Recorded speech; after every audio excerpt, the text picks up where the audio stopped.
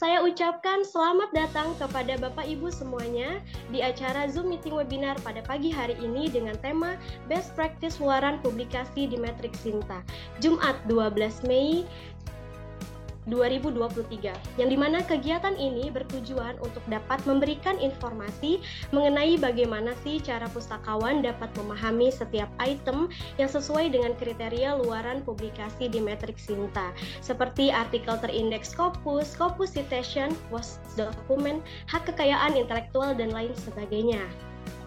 Sehingga ini bisa dijadikan sebagai edukasi yang terukur ya bagi lembaga dan juga bisa berperan aktif secara kompetitif baik di tingkat nasional maupun internasional. Wah, benefitnya luar biasa banget kan? Pokoknya Bapak Ibu tidak akan menyesal deh karena udah gabung di webinar pagi hari ini.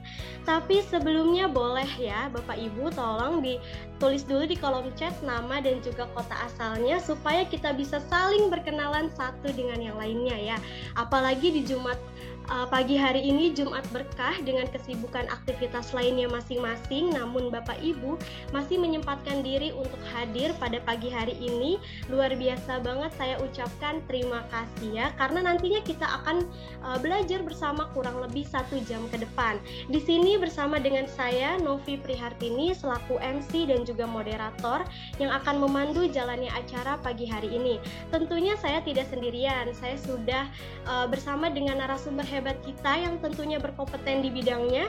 Siapa lagi kalau bukan Bapak Dwi Fajar Saputra SOS MM ya, atau akrab disapa Kang Dudu ya, selaku Project Manager dari Vo Studio ya. Oke, saya mau menyapa dulu nih narasumber kita pagi hari ini. Halo Kang Dudu, apa kabar Kang? Udah bergabung baik, ya? Alhamdulillah. Ya Allah ya. Baik, demi kelancaran acara kita pagi hari Suara ini. saya kedengeran ya? Kenapa Kang? Suara saya terdengar. Kedengaran aman. Oke ya. Baik, demi kelancaran acara kita pagi hari ini, marilah kita bersama-sama membacakan ayatul Quran Basmalah. Bismillahirrahmanirrahim. Oke, untuk susunan acara kita pagi hari ini, yang pertama adalah pembukaan oleh MC, yang kedua pembacaan doa oleh Bapak Iman Jauhari, yang ketiga pemaparan materi oleh Bapak Dwi Fajar Saputra, yang keempat sesi tanya jawab, dan yang kelima penutup. Baik, langsung saja kita masuk ke acara selanjutnya, yaitu pembacaan doa oleh Bapak Iman Jauhari. Kepada Bapak Iman Jauhari kami persilahkan. Terima kasih kesempatannya Mbak Novi. Mohon konfirmasi apakah suara saya sudah cukup terdengar jelas? Ya, aman Kang. Oke, baik. Sekali lagi saya ucapkan selamat pagi kepada semuanya dan salam sejahtera bagi kita semua. Untuk seluruh rekan-rekan peserta webinar pagi hari ini, mohon izinkan saya untuk membantu doa pada kesempatan kali ini. Untuk doa akan disampaikan dalam agama Islam. Bagi rekan-rekan yang memiliki keyakinan lain, silakan dapat mengikuti sesuai dengan ajaran dan kepercayaannya masing-masing.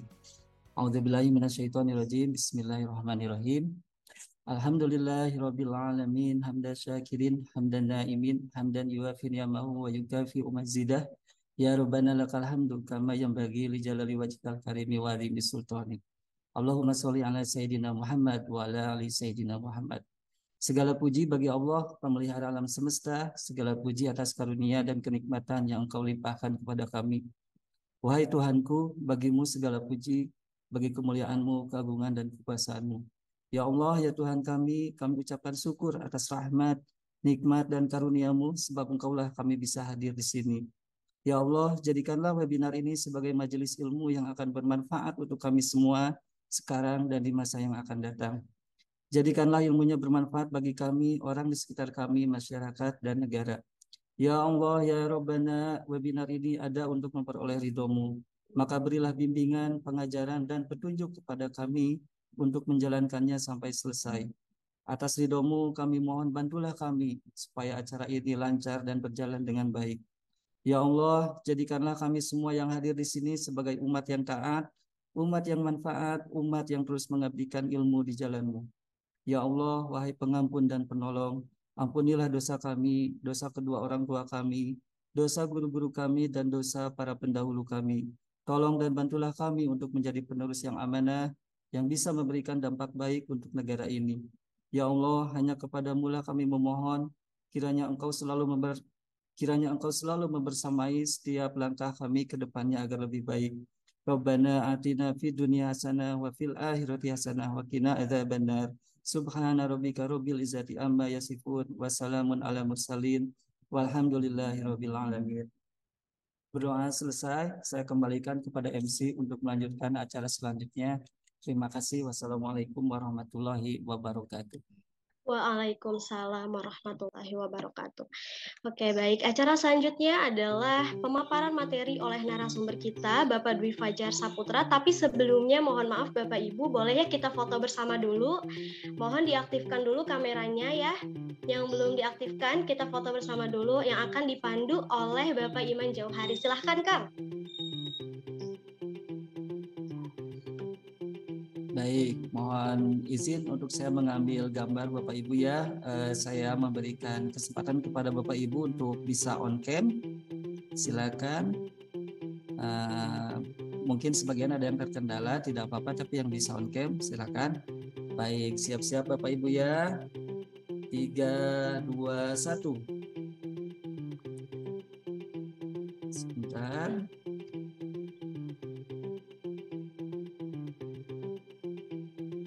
Satu kali lagi Bapak Ibu ya.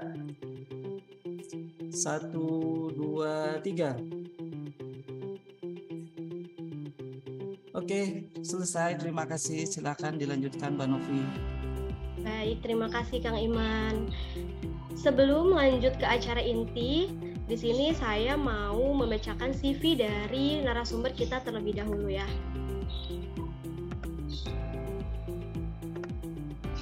Sudah terlihat ya. Bernama lengkap Dwi Fajar Saputra dengan gelar Sos MM, memiliki Scopus ID dan GSID. Lahir di Jakarta 12 November 1986. Status sudah menikah, beragama Islam. Alamat rumah di Jalan Kapolri RT 1 RW 2 nomor 83 Aprigi Baru, Pondok Aren, Tangerang Selatan. Dwi Fajar Saputra atau biasa dipanggil Dudu adalah alumni dari Departemen Ilmu Informasi dan Perpustakaan Vkom Unpad.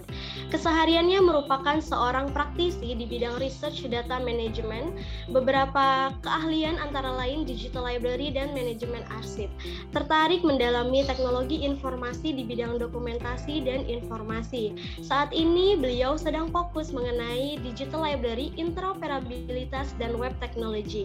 Kedepannya, beliau memiliki cita-cita ingin mendukung terbentuknya ekosistem sumber informasi yang berkualitas dan mudah untuk didapatkan. Untuk riwayat pendidikan perguruan tinggi, beliau lulus di tahun 2008 dengan menyandang gelar sarjana di Universitas Pajajaran dengan program studi ilmu perpustakaan, lalu melanjutkan kuliah lagi dan lulus di tahun 2014 dengan menyandang gelar magister di Universitas Mercubuana dengan program studi manajemen. Beliau juga aktif melakukan beragam pelatihan profesional ya, di sini sudah bisa dilihat, dan terakhir kali di tahun 2021 mengikuti kuliah umum Prospek Connecting Hub di bidang Technopreneur ya, dalam mendukung kestabilan digital library yang diselenggarakan oleh program studi ilmu perpustakaan UIN Araniri. Dan beliau juga memiliki berbagai pengalaman kerja, yaitu dari tahun 2008 sampai dengan 2012 pernah bekerja di Binus University sebagai senior librarian. Di tahun 2012 sampai 2014 pernah bekerja di Surya University sebagai head of library. Di tahun 2014 sampai sekarang bekerja di UPN Veteran Jakarta sebagai subbagian data dan informasi LPPM. Di 2017 sampai sekarang bekerja di PT Media Kernel sebagai divisi IT. Di tahun 2021 sampai sekarang bekerja di Research Synergy Foundation sebagai technical support, dan 2018 sampai sekarang bekerja di FOS Studio sebagai project manager. Dan juga ini berbagai pengalaman organisasi beliau ya, sangat luar biasa sekali, bisa dilihat Bapak Ibu.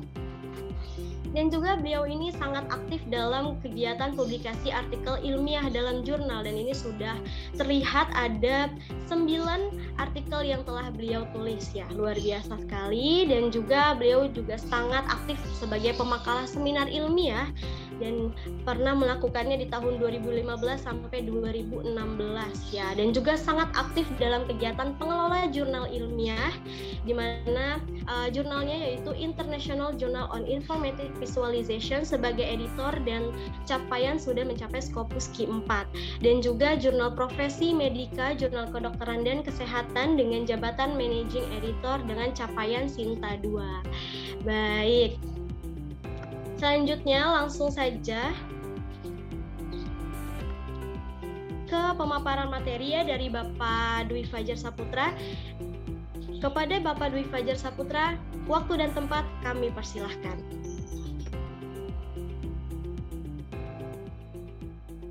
Baik, bismillahirrahmanirrahim. Assalamualaikum warahmatullahi wabarakatuh. Selamat pagi, salam sehat Bapak Ibu.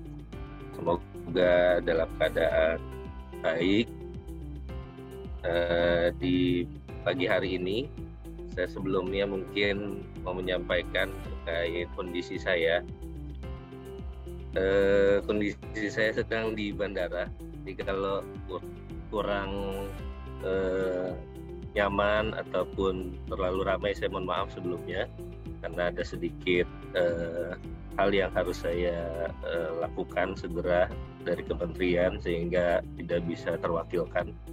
Kemudian berkaitan pada kesempatan kali ini, kami dari Pos Studio akan mencoba untuk memberikan lebih ke sharing informasi ya Bapak Ibu mengenai best practice yang ada di dalam Sinta, yang mana memang Sinta ini sejak 2017 merupakan primadonanya gitu ya Bapak Ibu ya, dari sisi display ataupun kumpulan-kumpulan dari beragam keluaran publikasi yang dihasilkan dari dosen, baik dari peneliti ataupun mungkin nanti berkembang menjadi pustakawan juga bisa terlibat di sana. Nah, hal-hal seperti itu memungkinkan untuk bisa dieksplorasi lebih lanjut. Nah, berikutnya juga nanti mungkin ada bentuk ini ya, komunikasi dua arah juga silakan saja di sini, yang mana nantinya mungkin lebih efektifnya setelah presentasi ya, seperti itu ya Nov ya. Dan saya mohon dibantu kalau misalnya kondisinya itu tiba-tiba blank atau apa, dan mungkin koneksi internet saya khawatirnya. Oke, baik, izin memulai. Ini sedikit sejarah Sinta Bapak Ibu. Kalau kita bicara masalah Sinta, kita bicara masalah umum ya di Indonesia berkaitan sama publikasi. Dahulunya memang di dalam Sinta ini menjadi satu program dari kementerian terkait, dalam hal ini Kemdikbud, yang mana akan coba disamakan gitu ya levelnya seperti halnya indexing global lainnya. Contohnya misalnya Scopus ataupun Web of Science. Cuma di sini berkembang idenya dan juga memiliki beragam program lain yang nantinya saling terkoneksi. Dan kondisi sekarang di dalam Sinta itu sudah versi 3 Bapak Ibu, yang mana untuk beberapa regulasi juga sudah mengikat ya, misalnya untuk kebutuhan dari rektor kepala, kemudian untuk kebutuhan dari jenjang jabatan akademik misalnya seperti itu, atau yang berkaitan dengan akreditasi. Dan ini nantinya cukup berdampak baik dari sisi kelembagaan Bapak Ibu dan juga dari sisi personal nantinya, terutama untuk peningkatan dari skills yang ada di dalam informasi dan juga kompetensi dari sisi pustakawannya. Nah, kenapa kami coba mengambil satu isu mengenai ini, karena Sinta itu pada dasarnya semuanya itu berkaitan sama sumber informasi. Di dalam perpustakaan kita tidak bisa terlepas ya namanya untuk menyampaikan sumber-sumber informasi yang memang tersedia gitu di masyarakat, dan dominannya kan memang dari sumber-sumber yang ada di Sinta itu sifatnya gratis, misalnya Garuda, kemudian Google Scholar. Nah itu makanan-makanan sehari-hari kita gitu ya Bapak Ibu selaku pustakawan, yang mana ya harus bisa mengimbangi nantinya. Kalau misalnya kita kurang begitu memahami dari tiap item yang ada di dalam Sinta, nah ini khawatirnya menjadi gap tersendiri untuk kita menyampaikan ke pemustaka kita. Terutama sekarang juga ada item-item lain yang memang keterkaitannya dengan Sinta itu sudah mulai dikedepankan. Contohnya misalnya paten, kemudian hak cipta, kemudian juga buku ya Bapak Ibu ya. Dan ini ya menjadi bagian tersendiri nantinya diharapkan ketika Bapak Ibu sudah memahami lebih berkaitan sama Sinta, Bapak Ibu juga nantinya bisa menjadi lebih siap gitu untuk menyampaikan beragam kelebihan yang ada di dalam Sinta. Saya coba skip. Nah, ini perkembangannya kalau berkaitan alur bisnisnya sekarang berbeda Bapak Ibu. Jadi ada perubahan dari sisi terutama author dan juga front end ya. Paling kalau dari pustakawan bisa dominannya itu di bagian back end dan juga front end. Karena ada juga yang bersifat selaku verifikator. Kemudian kalau yang front end ya kita akan menyampaikan di dalam kegiatan-kegiatan komunikasi ilmiah misalnya, entah itu seminar ataupun literasi informasi, sehingga bisa tersampaikan informasi yang ada di sini. Dan berikutnya juga kondisi sekarang memang cukup mempermudah karena setiap dosen itu diberikan hak untuk melakukan bentuk sinkronisasi secara mandiri, baik menggunakan verifikator dari lembaga ataupun secara mandiri. Itu pada dasarnya cukup stabil ya proses melakukan bentuk sinkronisasinya, dan ini yang kita tidak repot-repot lagi biasanya, karena terkadang ada satu gap yang mengakibatkan ini kok sumber informasi yang harusnya luaran publikasinya itu sudah update, sudah ada di mesin indeks sumbernya, tapi belum ada di Sinta. Nah itu mungkin bisa kita informasikan juga nanti kalau yang bersangkutan itu bisa melakukan satu bentuk sinkronisasi secara mandiri, sehingga nanti bisa muncul di bagian akun dari masing-masing. Ini yang saya coba mau banyak memotret gitu ya Bapak Ibu, terutama ini bagian-bagian yang memang berkaitan penuh dengan yang ada di perpustakaan.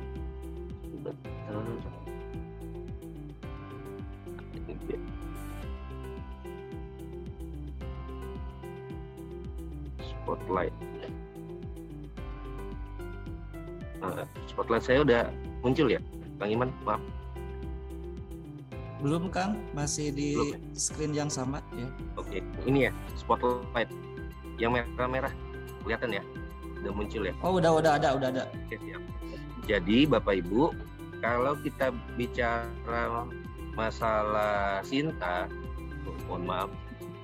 Nah ini seperti halnya ini ada Garuda, ada Rama, ada Web of Science, ada Google Scholar, ada DJKI, ada juga Perpusnas, dan unsur-unsur lainnya. Jadi kalau kita bisa mengelompokkan dulu Bapak Ibu, yang paling dominan biasanya yang umum dulu gitu ya, yang tidak memiliki satu bentuk kriteria tersendiri kalau kita nantinya mau memanfaatkannya. Nah biasanya itu adalah Google Scholar, kemudian Garuda, dan di sini juga bisa kita gunakan untuk Rama nantinya. Tapi memang kondisi di Rama ini masih belum begitu stabil ya Bapak Ibu ya, apalagi adanya perubahan dari segi nomenklatur. sehingga di Rama ini keberadaannya memang belum begitu bisa powerful gitu ya. Cuma kedepannya tetap akan digunakan di dalam satu skema formulasi yang ada di dalam Sinta. Untuk Google Scholar ini merupakan publikasi yang sifatnya umum, beragam terbitan itu juga dan juga luaran publikasi itu juga bisa didapatkan oleh Bapak Ibu, baik proceeding, kemudian tesis dan lain sebagainya. Dan ini juga nanti kalau berkaitan sama kebutuhan webometrik misalnya, yang memang kami akan coba membuka satu seminar nanti ya Bapak Ibu, insya Allah di bulan Juli. Mungkin nanti bisa kami informasikan melalui email dan juga media promo kami, yang mana nantinya ada keterkaitan sama openness yang ada di dalam webometrik, sehingga berkaitan juga sama peringkatan yang ada di dalam lembaga dari Bapak Ibu. Nah kemudian di sini juga ada Garuda. Kalau Garuda ini khususnya untuk jurnal-jurnal Bapak Ibu yang memang nasional ya. Jadi jurnal-jurnal yang memang mau melakukan akreditasi, jurnal-jurnal yang sudah terakreditasi, itu nanti displaynya juga agregatornya dari Garuda bisa Bapak Ibu dapatkan. Dan kemudian dari 3 ini ada keterkaitannya terutama yang Garuda dan juga Rama ya, karena sudah dibuat kayak semacam pemetaannya. Kalau Garuda itu cenderungnya adalah buat proceeding dan juga jurnal. Kalau Rama ini buat repositori dari mahasiswa.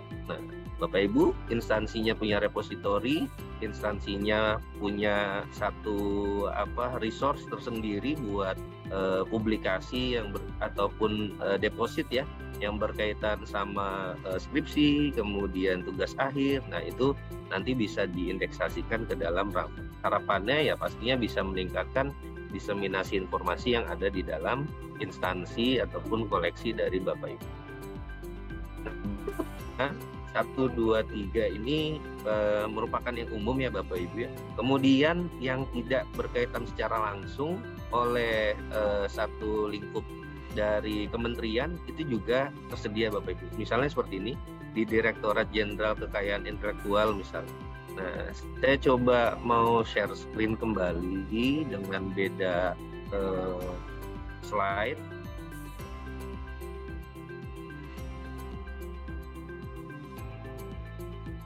Contohnya seperti ini. Jadi kalau di dalam, kita mulai dari DJKI terlebih dahulu. DJKI itu loginnya atau aksesnya bisa di sini Bapak Ibu, dgip.go.id. Kemudian di dalam satu sumber ya yang memang sudah disediakan oleh pihak DGIP itu terbagi-bagi Bapak Ibu. Tapi display pencariannya itu ada di sini, pdki-indonesia.dgip.go.id. Di sini adalah pangkalan datanya dari sisi kekayaan intelektual. Ini bisa kita temukan berkaitan dengan merek, berkaitan sama paten, berkaitan desain industri, hak cipta, indikasi geografis, dan lain sebagainya. Yang jelas untuk DGIP ini di bawah Kementerian Hukum dan HAM. Dan untuk kita proses masing-masing, kalau misalnya kita diberikan kewenangan, untuk paten bisa diakses di sini, di paten.dgip.go.id. Kemudian prosesnya semuanya sudah menggunakan sistem base Bapak Ibu. Dan juga kalau misalnya memang ingin memulai ya untuk mengajukan ataupun Bapak Ibu sebagai mitra ataupun asistennya gitu ya dari sisi dosen untuk pengajuan dari paten, atau Bapak Ibu sendiri yang mau melakukan pengajuan patennya, Bapak Ibu bisa langsung ke sini paten.dgip.go.id. Nanti setiap proses ada yang namanya simpakti ya.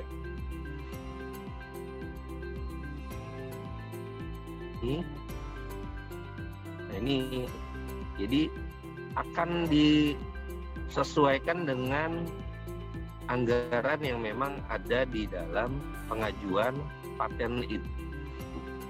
Nah di paten ini ya ada paten sederhana biasanya ataupun paten biasa ya. dan setiap proses biasanya ada pembiayaan. Nah, ini mungkin entah itu memberatkan atau memang regulasinya seperti itu, saya pribadi juga memang belum begitu mengetahui lebih lanjut ya. Cuma proses bisnisnya adalah seperti ini. Jadi nanti pemohon bisa mengajukan langsung dan ini semuanya based system. Jadi tidak ada lagi nih kita datang ke DGIP misalnya, kemudian ada pembicaraan di bawah tangan, kemudian kita berikan macam pungli gitu, semuanya sudah base dari sistem yang ada. Nah, ini ada di simpaki.dgip.go.id dan semuanya masuk ke bagian dari penerimaan negara. Rate-nya sih rata-rata ada yang sampai 250.000, ada yang 500.000, bahkan kalau misalnya memang menggunakan jasa konsultan itu bisa dibebankan ke pembiayaan yang biasanya lebih mahal.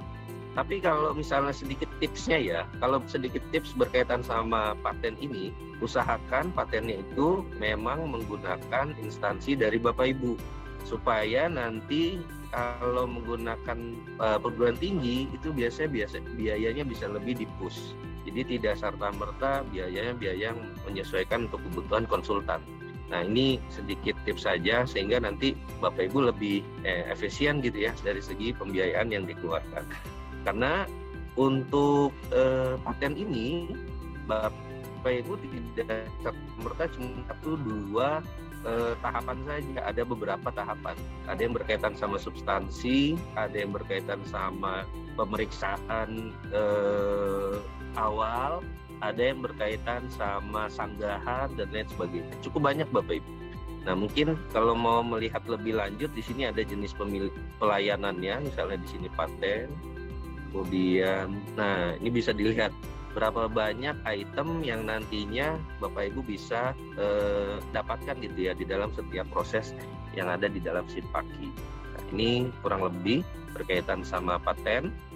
Kemudian kalau hak cipta, ini kecenderungannya itu adalah auto respon ya Bapak Ibu. Jadi kalau kita sudah sesuai sama pedoman dan juga regulasi dari sistem hak cipta ini, otomatis nanti akan dilakukan proses convert secara langsung. Biayanya cukup terjangkau mungkin ya. Satu pengajuan bisa di kisaran 400.000. Cuma untuk bisa mengikat itu ya cukup long term ya Bapak Ibu ya, karena bisa mengikat sampai 50 tahun ke depan. Hak cipta ini nanti secara otomatis menyesuaikan dari setiap pengajuan yang dilakukan oleh Bapak Ibu dan sepertinya tidak ada senggahan di dalam prosesnya. Berbeda dengan paten. Kalau paten Bapak Ibu harus ada satu bentuk sanggahan nantinya. Bisa jadi Bapak Ibu salah di dalam deskripsi patennya ataupun ketika Bapak Ibu hadir ya untuk membantu dari sisi pengajuannya, mungkin bisa salah juga di dalam tiap item. Jadi pustakawan juga harus bisa melihat gitu ya kedudukan dari kondisi sekarang. Kebutuhan dosen itu semakin meningkat Bapak Ibu. Jadi mungkin kita bisa sedikit mengimbanginya eksis di dalam isu-isu terkini gitu mengenai paten ataupun hak cipta, dan semuanya kalau sudah terproses, sudah selesai, bisa diakses di sini Bapak Ibu. Jadi kalau ada kebutuhan misalnya buat paten, jangan menggunakan yang login ini, tapi semuanya ada di pdki-indonesia.dgip.go.id. Kemudian kalau ISBN ya pastinya di sini Bapak Ibu, isbn.perpusnas.go.id. Isu yang paling terkini adalah ISBN sekarang cukup strict ya Bapak Ibu ya. Ada beberapa bagian juga misalnya harus menampilkan dummy, harus mengupload dummy, bahkan di watermark terlebih dahulu. Nah, itu yang memang nantinya akan ditemukan oleh Bapak Ibu. Kemudian semua instansi diharapkan hanya satu pintu saja Bapak Ibu di dalam proses pengelolaan ataupun pengajuan ISBN ya. Dan setiap unsur yang memang berkaitan sama ISBN itu juga diperbolehkan untuk kita ajukan. Misalnya ya skripsi yang dihasilkan oleh mahasiswa. Kemudian dosen itu mau membuat semacam buku. Nah, itu bisa saja Bapak Ibu. tapi menyesuaikan dari format yang namanya monograf. Jadi di dalam monograf itulah nanti yang kita akan melakukan proses pengajuan. Proses pembiayaannya juga setahu saya bebas biaya di sini dan semuanya sudah base system. Dan ada beberapa yang memang tidak menggunakan secara sistem tapi menggunakan email gitu ya. Baik misalnya respon dari sisi Perpusnas, sehingga nanti ya bisa kita pastikan lagi informasi yang tersampaikan mengenai email itu sudah bisa kita lihat, kita pantau. Kemudian akun yang di dalam ISBN juga bisa kita gunakan.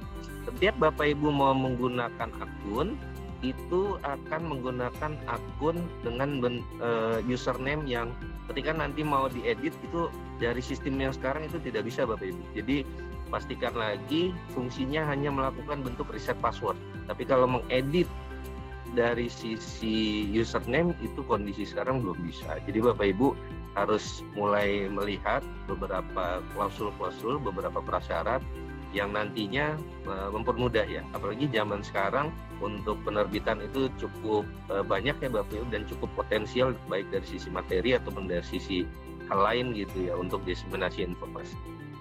Oke, baik, ini berkaitan dengan buku dan nanti semuanya ini ada di dalam satu bentuk unsur yang namanya matriks dari Sinta. Nah itu baru lingkupnya nasional ya Bapak Ibu ya. Kalau kita kembali ke dalam slide,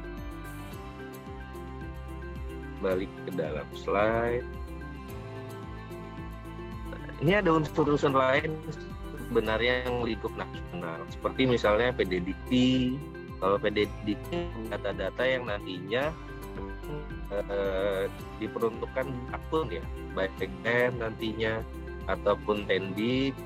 Kalau pustakawan kan masuknya Tendik ya Bapak Ibu ya. Kemudian mungkin pimpinan-pimpinan kita ataupun yang memang sudah ada satu bentuk perubahan home base itu juga bisa dilakukan penyesuaian dari segi PDD. Ada juga isu-isu lain seperti misalnya Simnitapmas, kemudian ada juga sister, kemudian ada juga satu sistem yang berkaitan sama akreditasi ya. Nantinya dibuat satu bentuk formulasi. Nah, dari unsur tadi, dari luaran publikasi, dari data yang ada di PDDikti, akun, sampai item-item lain, itu masuk ke dalam satu struktur yang namanya adalah metrik dari Sinta.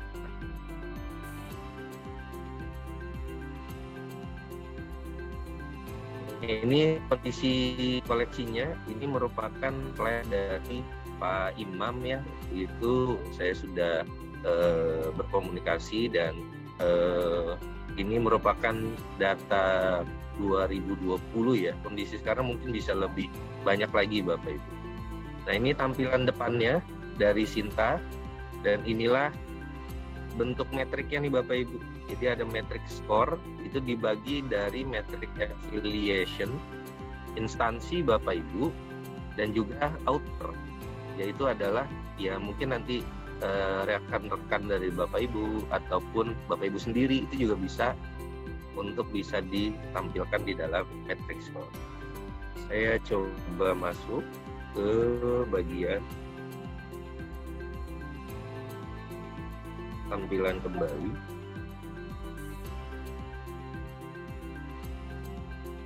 Nah ini Sintanya ya.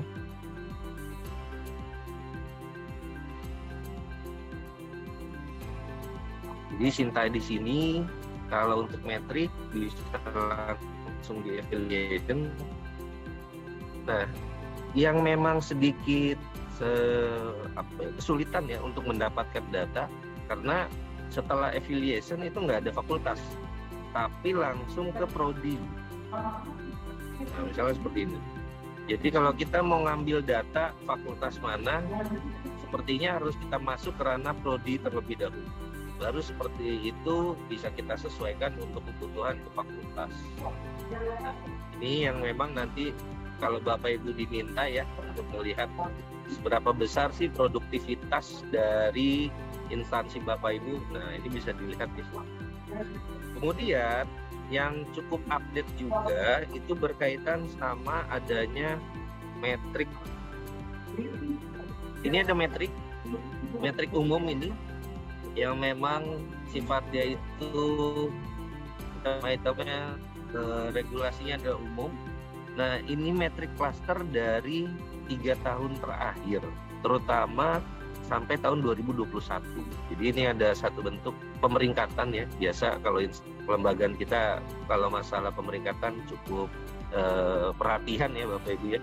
Ada pemeringkatan ini, pemeringkatan itu, dan ini juga ada metrik cluster namanya, yang mana pemeringkatan ini mempengaruhi dari sisi peringkat penelitian dan juga abdimas yang dilakukan di lembaga masing-masing. Ada yang utama, ada yang mandiri, ada juga mungkin unggul ya kalau nggak salah. Nah, itu yang nantinya bisa menyesuaikan dari setiap hasil yang didapatkan oleh stakeholder dari masing-masing lembaga. Berikutnya, untuk metrik di sini bisa kita lihat ada skop artikel Q1, Q4 dan lain sebagainya. Yang pastinya kalau yang berkaitan sama Scopus, usahakan Bapak Ibu tidak melihat dari sisi Skimago, karena Scopus di sini itu kondisi sekarang cukup dinamis Bapak Ibu. Tapi usahakan memang Bapak Ibu bisa masuk langsung ke domain scopus.com ini.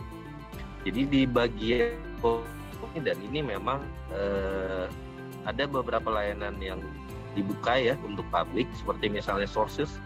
Itu kalau yang sources itu bisa dibuka Bapak Ibu, jadi bisa kita lihat dari sisi judul jurnalnya gitu ya, ataupun proceedingnya ataupun bukunya.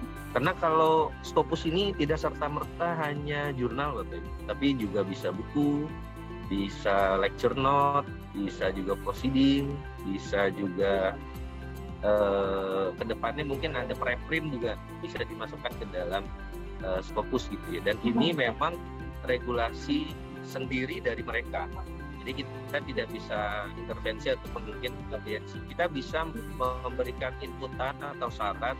Misalnya ada yang predatory, nah kita bisa sampaikan itu dengan menggunakan email ataupun bisa kita langsung ke bagian kontak dari Scopus. Nah, ini yang nanti bisa kita lihat. Contohnya yang tadi ini ada berapa besar sih yang ada. Ini bisa kita lihat dari sisi affiliation.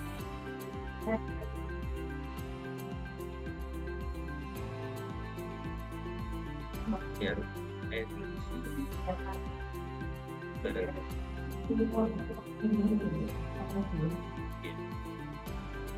Universitas Gajah Mada. Nah, ini udah look up. Ini nanti bisa dilihat. Kalau sudah seperti ini, ya nanti bisa tinggal kita sesuaikan saja. Nah, bisa jadi di dalam proses Sinta ini adanya gap, bisa jadi Bapak Ibu. Tapi selama yang memang saya coba lakukan ya, proses sinkronnya cukup stabil dan time-nya juga tidak begitu banyak, sehingga bisa berkategori aman lah untuk kondisi Sinta versi 3 ini.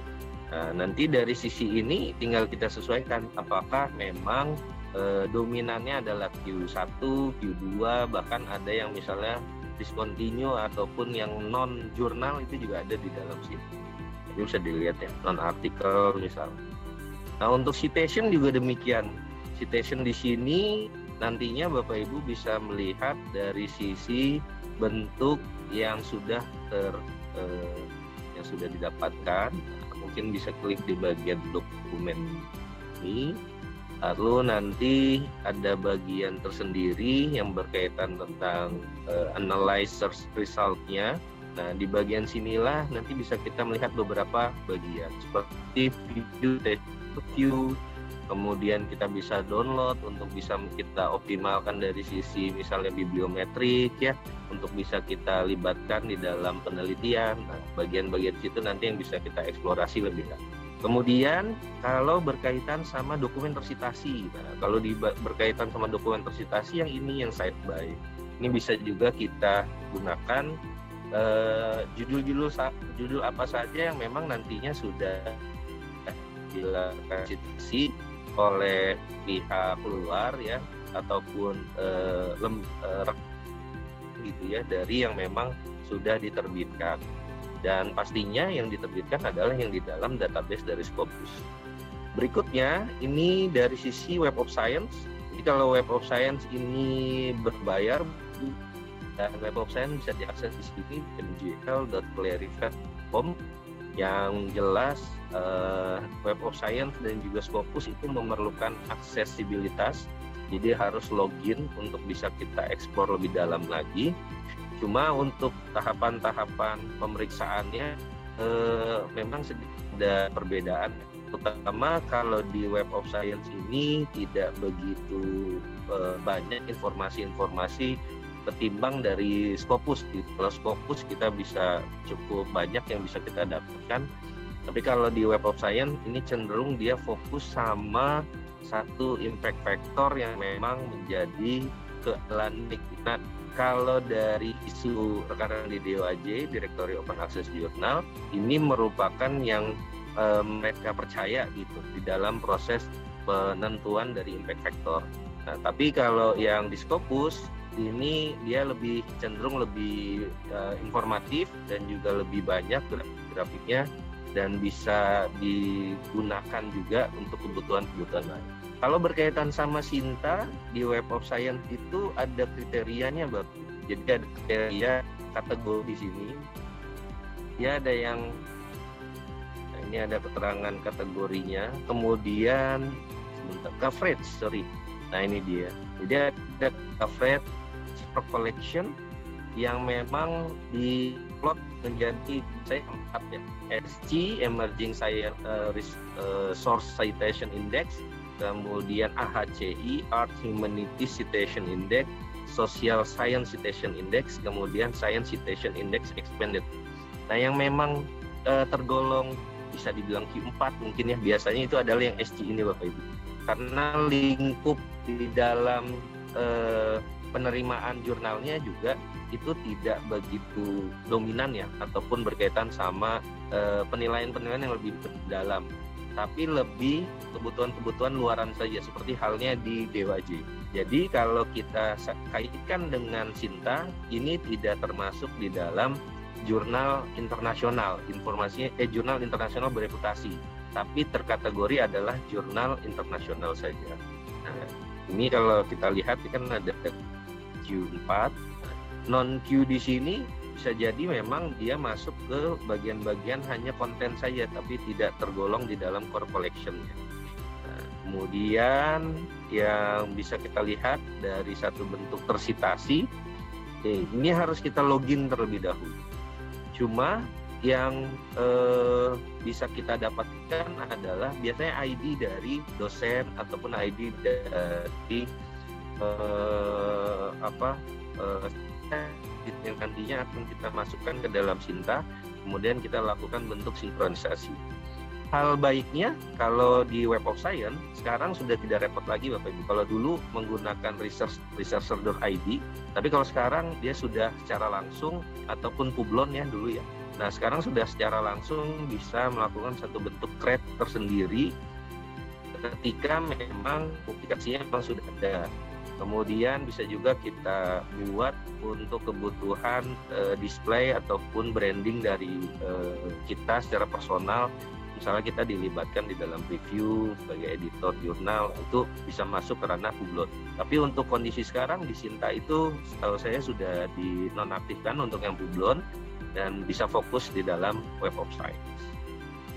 Berikutnya yang Garuda. Ini Bapak Ibu bisa melihat kondisinya. Di sini ada advanced search yang biasanya ya. Kemudian kalau dia mau melakukan bentuk merging, ada yang di sini kita bisa menambahkan. Nah, kenapa bisa dilakukan satu bentuk merging? Karena ketika melakukan pengisian metadata setiap publikasi itu biasanya beragam Bapak Ibu. Jadi menyesuaikan, bisa jadi hanya copy paste dan lain sebagainya.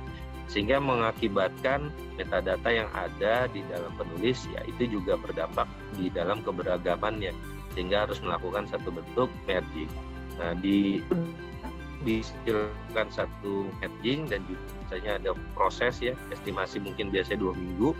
Baru setelah itu nanti bisa kita gunakan untuk kebutuhan-kebutuhan lain, misalnya Garuda Dokumen, Sinta 2 di sini, Sinta 1, Sinta 3, karena setiap publikasi yang ada diusahakan melakukan proses indeksasi juga di dalam Garuda dan nanti akan terkumulatif. Nah, ini ada satu bagian wake-nya di sini ya. Jadi kalau Bapak Ibu menginformasikan ke dosen Bapak Ibu, kalau Sinta 1 ini kategori bisa 25 gitu ya, karena masuknya yang kategori yang seperti ini, yang B1. Nah, ada juga yang dokumen tidak terakreditasi, dia masuk ketika mengajukan akreditasi saja, itu nilainya hanya 10. Nah, kemudian yang lainnya ini Google Dokumen. Google Dokumen ini kalau GS ya sebenarnya saja ya. Ini ada Scholar, Google. Ini kan tidak memerlukan satu prasyarat tersendiri. Kalau di Garuda ya ada beberapa prasyaratnya ya, tapi kalau penting adalah terpublikasi dengan menggunakan online dan terbuka ya untuk bisa buat dari Google Scholar, sehingga ya bisa kita gunakan gitu Google Scholar profil. Baru setelah itu bisa dilakukan satu bentuk indeksasi ataupun sinkronisasi yang ada di dalam Sinta. Nah, kemudian di sini buku ajar, buku referensi, monograf ini yang tadi ya di dalam Perpustakaan Nasional, KKI, paten juga sudah saya sampaikan, dan ini unsur lainnya berkaitan sama kelembagaan. Nah, ini bisa diakreditasi, jurnal juga Arjuna ya. Jadi kalau jurnal dari lembaga Bapak Ibu sudah mendapatkan Sinta 2, Sinta bisa dari sisi metrik kelembagaan Bapak Ibu. Dan di sini saya sudah jelaskan yang berkaitan sama lembaga, kita juga bisa masuk ke ini Bapak Ibu. Nah, ini ada contohnya saya ambil ini Kang Asep Bayu dari UPI. Nah, ini bisa dilihat. Dan ini ada satu bentuk source cut ya nih ya. Nah, ini source cut of International Journal Scopus was score as single and first author to publication per year. Ini kayak semacam kepatutan gitu Bapak Ibu. Jadi dikontrol juga sama Keptik agar ya bisa terjaga ya, tidak terhindar dari segi predatori dan lain sebagainya. Ini ada beberapa bentuk cut off. Kalau ditanya nanti Bapak Ibu sama pemustaka ini maksudnya apa? Ya seperti yang tadi saya jelaskan. Dan ini khusus untuk jurnal berskala nasional minimal ataupun yang skala internasional bereputasi pasti. Dan ada juga ini kepatutan dari sisi Garuda ya. Jadi ini juga tertuang di dalam pedoman. Pedomannya ada di mana? Pedomannya ada di BIMA Bapak Ibu, bima.kemdikbud.go.id, yang berkaitan sama penelitian dan juga pengabdian pada masyarakat di tahun 2023. Jadi kami coba mau memperluas lagi ya mengenai keberadaan dari Sinta ini agar karena yang bertemu langsung sama masyarakat, sama stakeholder ya biasanya pustakawan. Kalau tim LPPM biasanya hanya di dalam di meja saya gitu, di dalam satu bentuk ruangannya saja gitu, tidak termasuk di dalam layanan yang sifatnya itu banyak pengunjung gitu ya.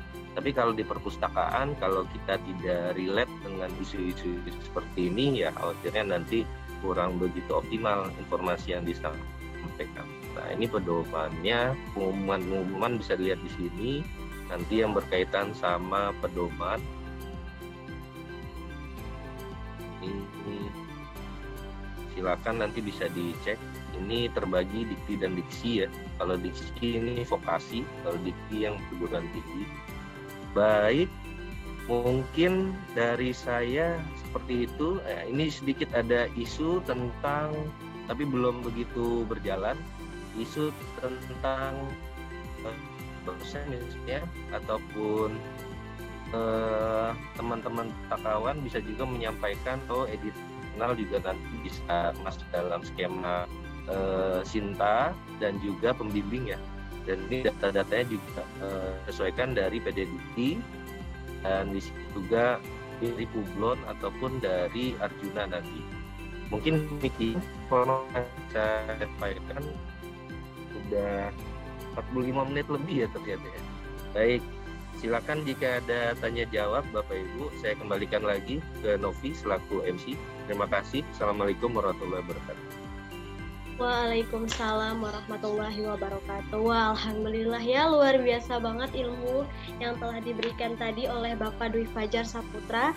Baik, di sini Kang Dudu udah masuk 2 pertanyaan ya. Pertanyaan pertama mungkin mau langsung dijawab aja ya Kang ya. Dari Linda Jakarta. Apa bedanya jurnal internasional dengan jurnal bereputasi internasional? Lalu, yang berdampak langsung kepada kami sebagai pengelola jurnal yang mana ya? Jurnal internasional atau jurnal bereputasi internasional? Terima kasih. Baik, izin jawab. Ini Bu Linda ya. Selamat pagi Ibu. Jadi kalau berkaitan sama bedanya itu bisa dilihat di dalam panduan angka kredit. Kalau kita bicara masalah regulasi nasional ya, tidak secara global gitu. Nah, di sana ada panduan untuk angka kredit. Angka kredit di sana yang memang membuat satu bentuk kategori. Ada jurnal nasional, ada jurnal nasional terakreditasi, ada jurnal internasional, ada jurnal internasional bereputasi. Nah, kalau berkaitan sama pengelola jurnal, pastinya kalau sudah mencapai capaian indeksasi, misalnya Scopus, itu kan kategori jurnal internasional bereputasi ya. Nah, di sana ya nanti akan masuk ke dalam satu converting nilai yang di dalam Sinta itu langsung terkategori Sinta 1. Jadi tidak serta-merta melewati dari serangkaian yang ada di Arjuna. Tapi kalau misalnya nanti Bapak Ibu yang akan melakukan proses penyesuaian dari segi pengelola jurnal, itu juga nanti bisa kita lihat dari sisi yang ada di dalam borang akreditasi jurnal. Apakah itu sudah skalanya jurnal nasional? Kalau jurnal nasional indeksasinya ada di Google Scholar, Indonesia OneSearch, Garuda, seperti itu. Kalau jurnal internasional contohnya adalah tadi Web of Science yang SG, kemudian ya, Indeks Copernicus, kemudian DOAJ. Nah, jadi kalau sudah mendapatkan DOAJ, converting dari sisi borang akreditasinya juga akan menyesuaikan sama kondisi nilai tersebut. Nah, saat ini kami pengelola jurnal ini sedang mempersiapkan silakan Ibu. Jadi sekarang kondisi untuk akreditasi sudah dibuka. Jadi silakan bisa menyesuaikan dengan kondisi yang sekarang.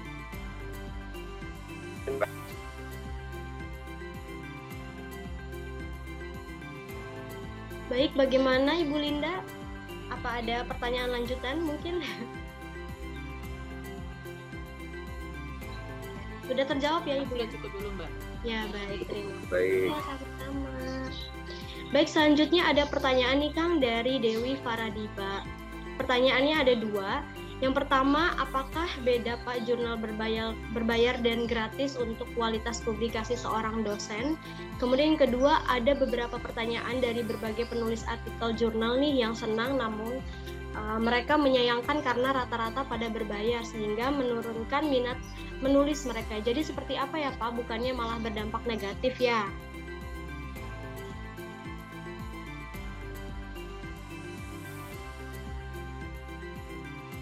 Oke, baik.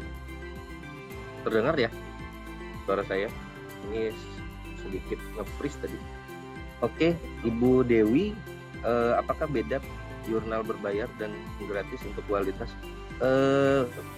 Kalau kita bicara masalah kualitas, pastinya unsur-unsur yang paling dominan adalah biasanya citasi, kemudian indeksasinya ya.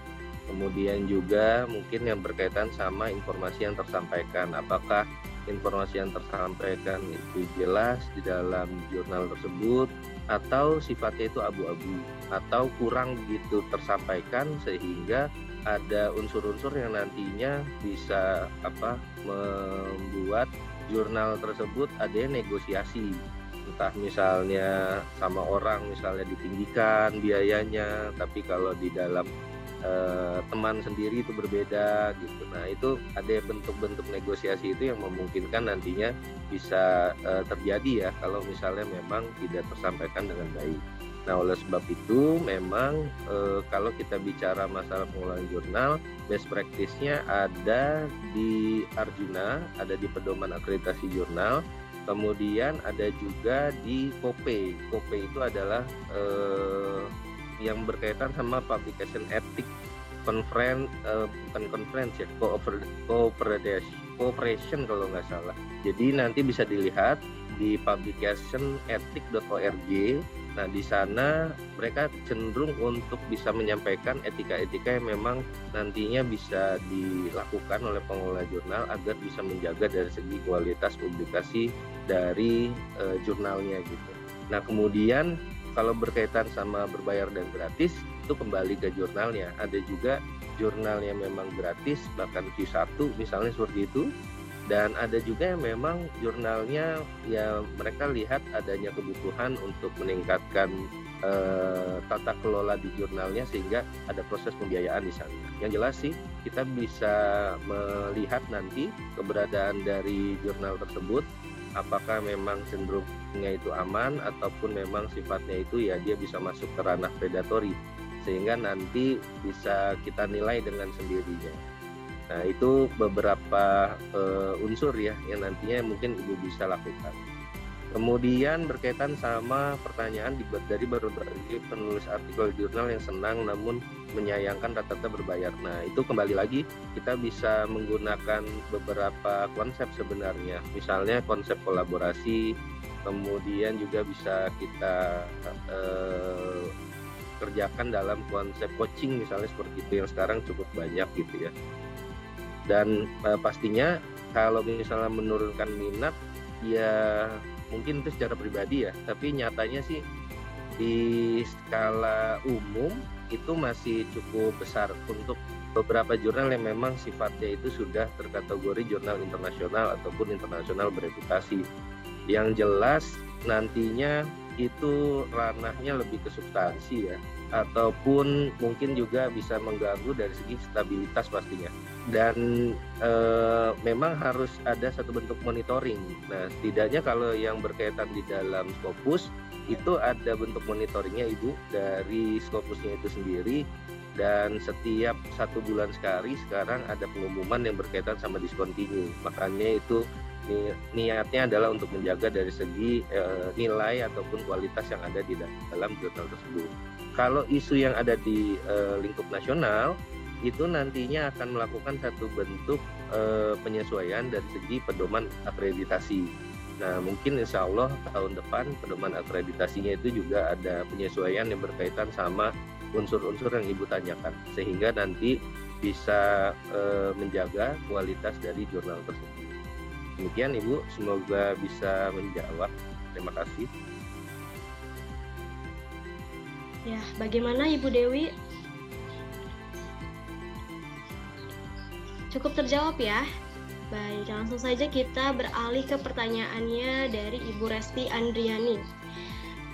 Jika ada kasus contohnya paper sudah publish pada jurnal Sinta 1, namun tidak muncul di dalam Sinta dosen yang bersangkutan, proses sinkronisasi juga sudah dilakukan. Jika seperti itu bagaimana ya? Terima kasih. Baik, terima kasih. Kalau yang berkaitan sama jurnal di Sinta 1, namun tidak muncul di dalam Sinta dosen yang bersangkutan, bisa dilihat dulu dari Scopusnya. Apakah Scopusnya itu sudah ada di jurnalnya atau belum? Karena kategori Sinta 1 itu ada semacam delay. Karena di Sinta 1 itu ketika memang sudah ada satu bentuk evaluator yang sudah dilakukan oleh Scopus dan jurnal itu sudah terkategori terindeks di dalam Scopus, itu bisa langsung masuk ke Sinta 1. Tapi metadatanya memang belum ada di Sinta karena belum terrecord juga di dalam Scopus. Jadi yang harus dilihat adalah di Scopusnya dulu. Apakah di Scopusnya itu memang sudah ada atau tidak. Kalau misalnya sudah ada, disesuaikan juga dari segi ID dari Scopusnya. Apakah memang sesuai atau tidak.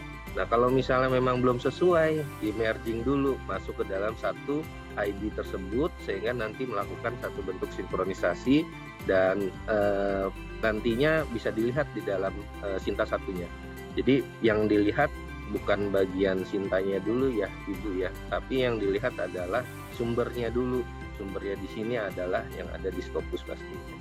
Dan secara otomatis biasanya itu masuk ke Sinta 1 dan juga di Scopus yang Q4. Jadi nanti Ibu juga bisa melihat kondisinya, harusnya bisa menyesuaikan kondisi seperti itu. Dan kalau misalnya memang masih lama juga, mungkin bisa ditanyakan ke editor timnya, apakah dia sudah ada informasi untuk undangan metadata yang masuk ke dalam Scopus atau belum.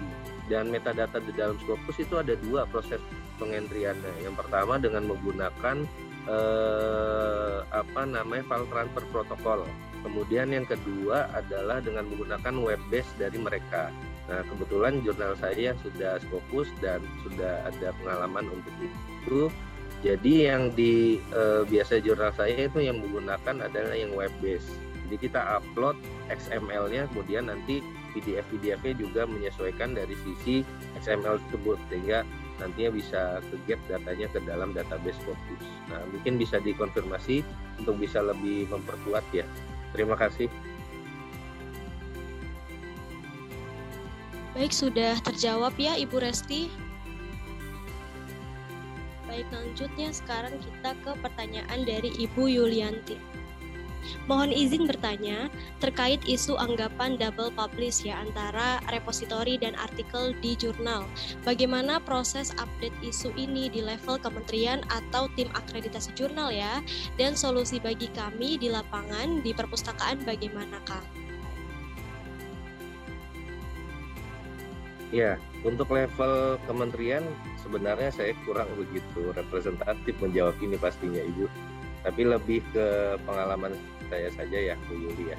Yang jelas kalau ada potensi double publish sebenarnya yang perlu kita perkuat dari sisi keilmuan kita ya adalah edukasi mengenai kalau di jurnal itu adalah bentuknya adalah peer review dan itu terkategori publikasi, tapi kalau di repositori itu adalah deposit. Jadi yang sudah dipublikasikan di jurnal masuk ke dalam didepositkan di dalam repositori. Jadi itu 2 hal yang berbeda pastinya. Kecenderungannya juga kalau repositori kan untuk satu bentuk preservasinya. Tapi kalau untuk jurnal ya itu akan lebih meluas lagi ya untuk kebutuhan angka kredit dan lain sebagainya, itu memungkinkan.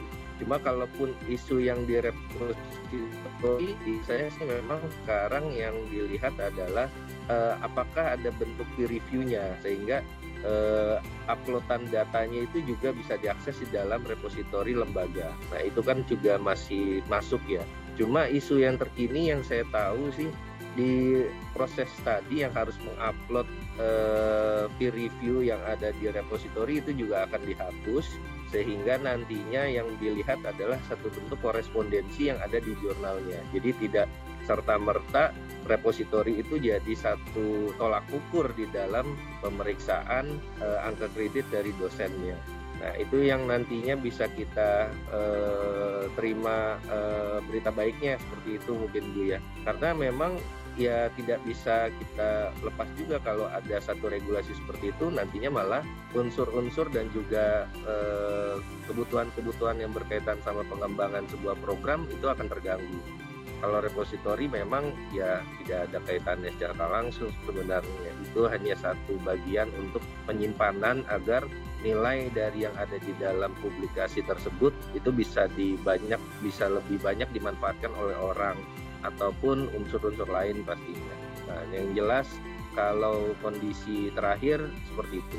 Kemudian kalau update isu, tim Akrab dan juga solusi, yaitu tadi mungkin ya, mungkin bisa diperbanyak dari sisi edukasi supaya bisa memperkuat juga. Karena kita nggak bisa tutup mata juga apa yang memang dilakukan oleh para dosen, yaitu menjadi satu bagian kepanjangan tangan dari lembaga tersebut kan seperti itu ya. Kalau lembaganya memang mengharuskan adanya uploadan seperti itu ya mau nggak mau, terutama LLDK-nya ya, karena LLDK itu nantinya kan berkaitan juga sama proses pemeriksaan di dalam proses pengajuan angka kreditnya.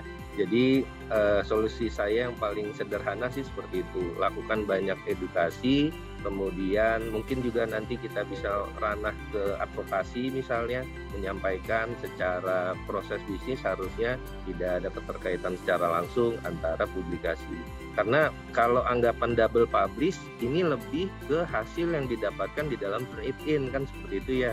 Jadi di turn it in-nya juga ya bisa kita setting juga kan, kalau berkaitan sama artikel yang memang sudah publish ke skripsi ya setidaknya ada satu bentuk penyesuaian dari segi parafrasenya. Nah, itu yang mungkin bisa kita masuk juga ke ranah edukasinya.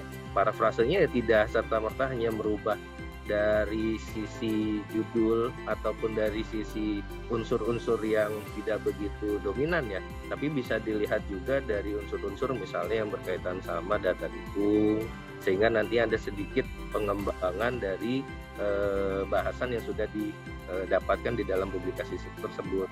Nah, ini yang mungkin nantinya bisa dilakukan oleh tim dari perpustakaan, dan yang jelas ya itu akan berproses, karena sampai sekarang juga sejak saya aktif di perguruan tinggi sekalipun isu itu masih tetap ada ya.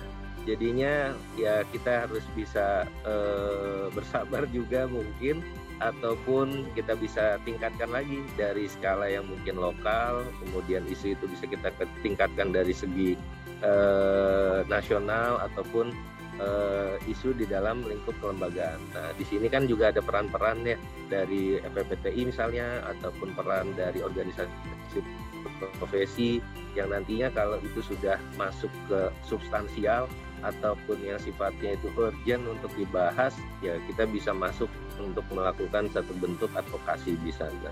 Demikian Ibu Yuli, terima kasih. Ya, bagaimana Bu Yulianti, sudah terjawab ya? Mas Dudu. Ya. Oke, ini ada pertanyaan terakhir ya dari Ibu Zulfi Ayu dari Politekkes Gorontalo. Bagaimana ya menyiasati artikel jurnal Q3, Sinta 2 dan Sinta 3 yang belum masuk di matriks peneliti nih, Kang? Ya, baik. Ini yang berkaitan sama tadi, sama yang ditanyakan sama Bu Resti ya. Saya coba share screen dulu. Jadi kalau bicara metrik, menyiasati artikel jurnal yang belum masuk di metrik peneliti.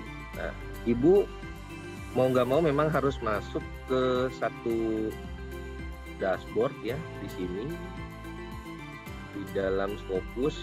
Jadi di Scopus inilah nanti yang bisa Ibu lihat untuk bisa melihat juga apakah artikelnya itu memang sudah ada atau belum di Scopus ya. Baru setelah itu lakukan proses sinkronisasi. Nah, yang jelas akun ini memang akun terbatas, ada beberapa yang memang bisa dilihat langsung seperti di bagian sources-nya ya. Tapi kalau udah masuk ke ranah dokumen title itu tidak bisa dilihat secara langsung, tapi harus ada akses login ke sana. Nah, kalau untuk praktisnya biasanya kita bisa menanyakan ke tim editornya Ibu, apakah artikel yang di nomor ini yang ada publikasi dari dosen Ibu itu sudah terindeks ke dalam Scopus atau belum. Nah, kalau ada satu statement itu dan dia bisa membuktikan dengan baik, Ibu bisa melakukan satu bentuk sinkronisasi nantinya ke dalam Sinta. Nanti kalau sudah masuk sinkronisasi kan hasilnya akan seperti ini. Ke sini.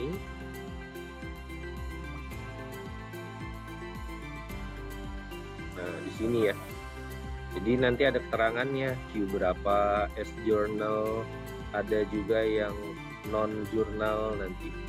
Kemudian di sini juga biasanya nge-look up nih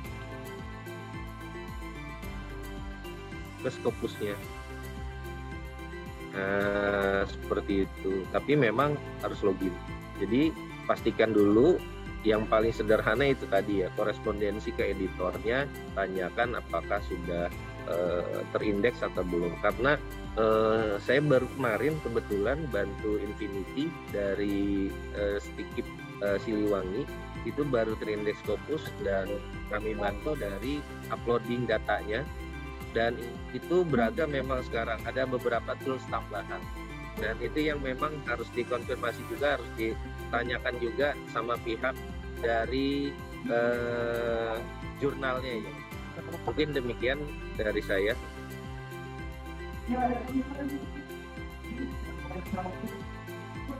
Baik ya, sudah terjawab semua ya pertanyaannya. Oke, baik. Ini saya delay jadi bisa lama-lama kayak ini. Oh iya. Kena delay.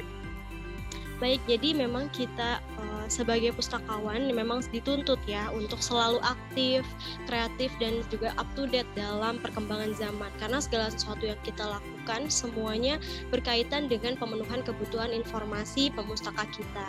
Dan juga tadi kan banyak ya laman artikel yang bisa dijadikan sebagai tempat untuk publikasi dan juga berbagi sumber informasi gitu ya, seperti terus juga ada Google Scholar yang tingkat internasionalnya, terus juga ada Scopus ya. Dan juga memang peran pustakawan sebagai pengelola jurnal artikel ini merupakan salah satu kompetensi yang harus dimiliki pustakawan, karena ini berkaitan dengan keahlian pustakawan dalam hal memberikan layanan informasi kepada pemustaka kita. Jadi pustakawan itu bisa berperan aktif ya di berbagai lembaga dan tentunya bisa membantu untuk meningkatkan kualitas pengelolaan jurnal di Indonesia, dan juga pastinya kita bisa memberikan informasi kepada pemustaka kita yang berkualitas. Baik. Oke, terima kasih Bapak Ibu semuanya yang sudah aktif bertanya ya pada hari ini, dan juga terima kasih kami ucapkan kepada narasumber kita Bapak Dwi Fajar Saputra, Esos MM, yang telah memberikan ilmunya yang begitu sangat luar biasa sekali. Baik ya, buah manggis dicampur gula enak sekali. Saya Novi selaku MC pamit undur diri. Wassalamualaikum warahmatullahi wabarakatuh. Sampai jumpa di webinar-webinar berikutnya Bapak Ibu semuanya. Terima kasih. Mari Bapak Ibu, Assalamualaikum warahmatullahi wabarakatuh.